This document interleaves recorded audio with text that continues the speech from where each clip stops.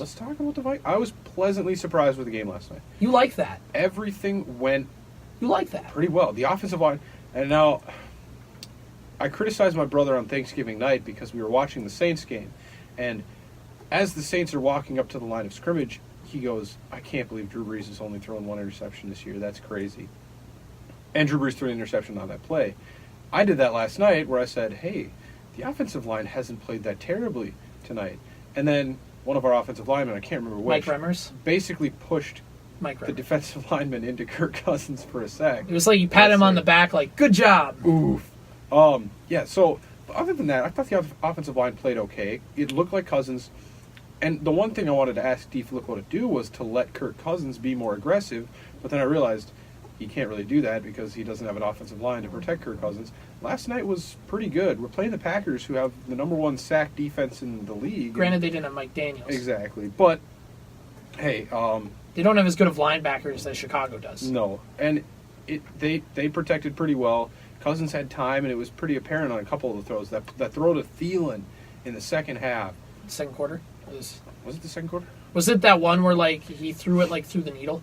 Yeah, pretty much. And then Thielen made a great catch, and Cousins made a good throw. I mean, Yeah. Thielen and Cousins make crazy catches against the Packers. Like if you remember that one in Lambeau Field where like Cousins threw it in his lap, and there was best play of the season still for the Vikings. There is, in my opinion, and it goes under, and like nobody cares about it, like because they ended up tying the game. And I think Kirk Cousins as a Viking, I think his legacy as a Viking so far would be so much more if Daniel Carlson would have made that field goal, because that's probably that or the LA game were probably Kirk Cousins' best performances, and we don't care about either of them because we went 0-1-1 in those games. And I want to admit where I was wrong. I want to admit it. I'm going to come out and fully admit it. When I said last weekend, I said on Twitter, and I kind of talked about it a little bit on the show on Monday, when I said Kirk Cousins can't win big games, I'm wrong. And that's not just because of yesterday. When you look at it, Kirk Cousins in the primetime games against LA, we lost the game, but he played a darn near perfect game. And even in his games in Washington, I remember watching games where, not every single time he's on primetime he's lights out, but even though his record is like 5-12 in primetime games or something like that, you can't pin all of them on the quarterback, obviously, but Kirk Cousins in primetime is himself. He is Kirk Cousins. It's just his mistakes are magnified when they're in primetime, obviously, because the whole country's watching, so the national perception of Kirk Cousins, obviously, would change. But I was wrong, and I'll admit that. Not that Kirk Cousins is some guy who brings his best for primetime, but he is who he is.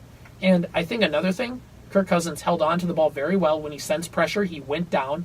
He didn't try to play hero ball. And another thing, he had his pocket awareness, his pocket presence was the best I've seen him all season.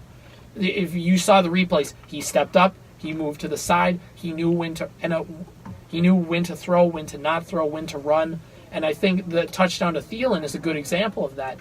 Kirk Cousins had the first down. He could have ran for the first down, but he stopped. He saw that the defense was coming towards him, so they left Thielen open. He dumped to Thielen not only for the first down, but Thielen makes a couple moves and he's into the end zone. That's what Austin was saying as we were watching the game. He's like, run it! And then he throws it to Thielen. He's like, or not. And then Thielen scored, and he's like... But then you think of that play last week against the Bears when he had the first down and he tried to make that throw to Diggs. So obviously you're in a dome. It's a lot different than playing at Soldier Field in November. But again, Cousins, what was the... Can you pull up his final line? I know he threw for 3 touchdowns. He had, I think, 356 yards, somewhere in there. And I 29 of 38 for 342 and 3 touchdowns, no picks. I did see a tweet. I found it, by the way. I wanted to talk about this because... I think we're talking about the same tweet. In the 2 Vikings versus Packers games this season, the tweet from Adam Patrick, is that the one you're talking about? I retweeted it. Cousins, 767 yards, 7 touchdowns, 1 interception. And if you remember the interception, it is a ball that went directly through the hands. And when we say through the hands, it went through the hands... Maybe off the hands? I don't... Of our favorite wide receiver, Laquan Treadwell. Which, first of all, he has no business being on this field. Aldrick Robinson should be playing over him, right?